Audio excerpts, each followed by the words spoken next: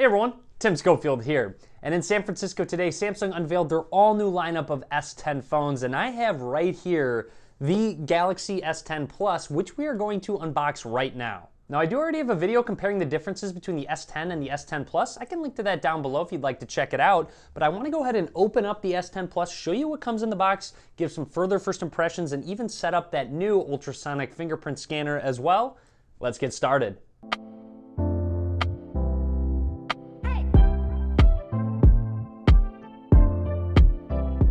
Here is the official Galaxy S10 Plus box right here. Flipping it over, you will see this is the 128 gigabyte model, which means it does have 8 gigabytes of RAM. However, if you go all the way up to 1 terabytes of storage, you will get 12 gigabytes of RAM. So you do have that option if you so choose. I also will be doing a lot more video coverage on the S10 Plus, S10e, a lot more. So be sure you click that subscribe button down below so you're notified when those videos go live. Anyways, let's open it up for the first time, and right away, there is that S10 Plus. Looks like you got some packaging on it to let you know where specific things are. And I know as much as you want to check it out, I'm gonna set it to the side for now, and we're gonna look and see what else comes in the box. Right here, you will see you do have your travel adapter, which is USB Type A. Moving along through, you have a little box right here, which I would guess would be your cable. And yes, it is USB Type A to USB Type C charging cable. This phone does, of course, have fast charging. You also get a little adapter in the box, which is USB Type C male, USB Type A female for transferring or just using it as an adapter. And finally, big shout out to Samsung. They are including headphones, and these are tuned by AKG. As you can tell, not many manufacturers really do include headphones always, so it is nice to see that they are continuing to include them because, of course, look at this guy, still has a headphone jack. Again, thank you, Samsung. They're really doing a good job at listening to what their consumers want. Samsung did include some extra earbuds depending on your ear size and shape. And then here is just a closer look at the headphones that are actually included. And looking at the lid of the box, on the inside is actually where another box is for your SIM ejection tool. And then if we go ahead and open up the box and take out what's on the inside, all you have is your quick start guide. Now let's check out what I know you came here to see, and that is the phone itself, the Galaxy S10 Plus. You'll see I do have the white variant. It does come in various colors. Let's peel off some of this packaging though. There's the back one, and then the front one actually has one. I noticed that there is a little hole in the front for where the fingerprint scanner actually is, and then kind of a cutout here where the in-display cutout actually is too, so we can go ahead peel that guy off. Anyways, let's power this guy on for the first time. You will see Samsung Galaxy S10 Plus. And while it boots up, I'd like to take a closer look at the phone. So down at the bottom, yes, 3.5 millimeter headphone jack. You have your USB Type-C slot microphone, one of your stereo speakers.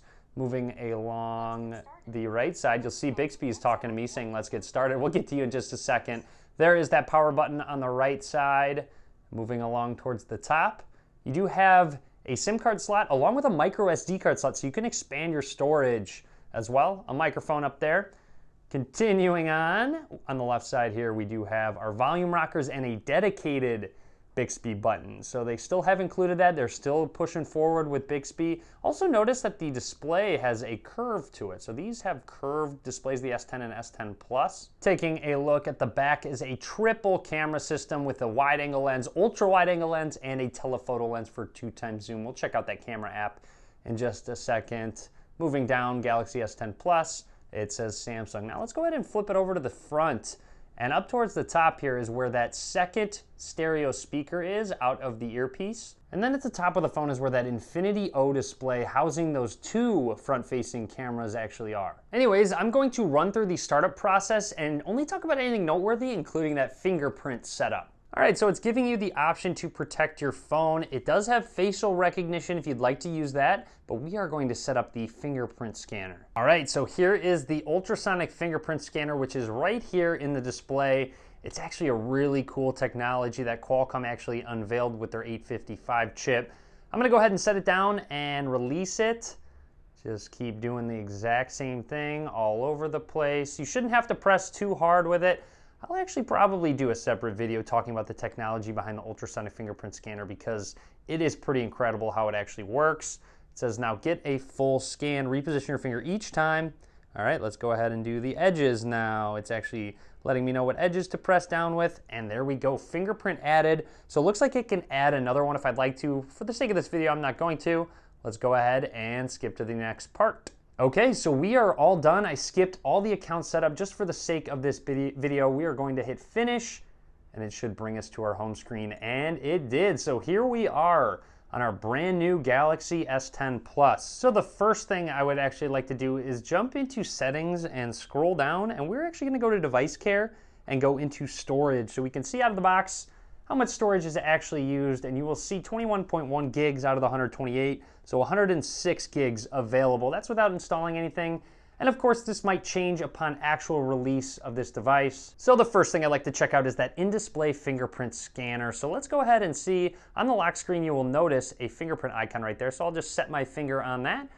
Unlocked it right away, very quick. You'll notice with the display off, I can kind of just guess where it's gonna be.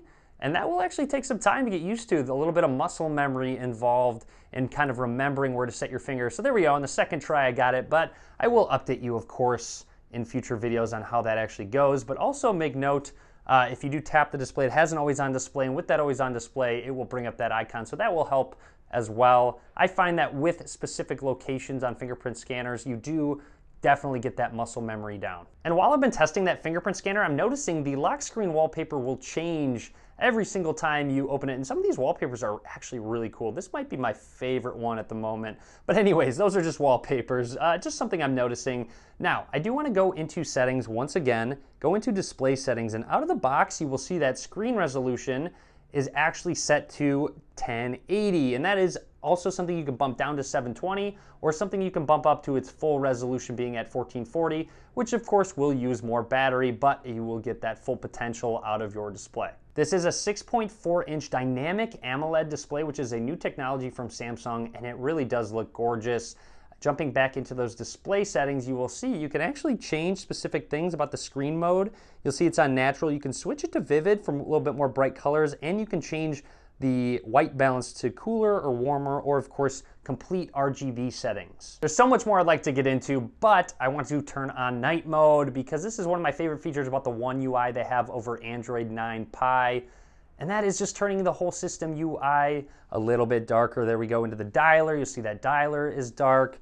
Pull down the status bar, that is dark too. So just overall, really nice that that is included. I also mentioned on the back, it has that triple camera system. So loading up the camera app for the first time, let's go ahead and check it out. So this is the standard wide angle lens. I could go ahead and snap a couple pictures. Now you have a couple options right here. This will turn on the ultra wide angle lens, and check out how much more is actually included. You can see my coat draped over the couch. You can see my backpack right there. Or of course, you could zoom in 2 times and it will switch to that lens, the telephoto lens, and zoom in for you. So you really have a lot of versatility. I'm really loving the ultra wide angle lens on phones lately, so I'm glad Samsung included that. Now within settings of the camera app, you will notice there is a scene optimizer, which will actually detect what you're looking at and change the scenes and make the photo look better. This will obviously need some testing, but I'm excited to check it out. Whether it detects an animal, a flower, a tree, food, it will go ahead and detect it and change the scene. If I do switch to live focus, you'll notice a bunch of different ways to actually control your shot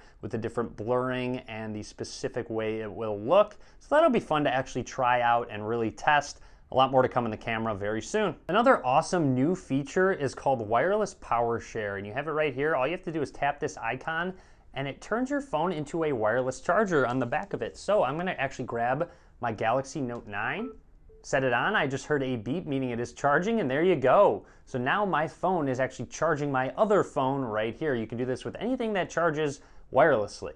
And with the introduction of Android 9 Pie, which this phone does have, you do not have to use these buttons down at the bottom, the recent home and back buttons. You can actually just turn on the gestures, and Samsung does have their own take on them. Just uncheck navigation bar there and you will see you can utilize this full display now with gestures down at the bottom.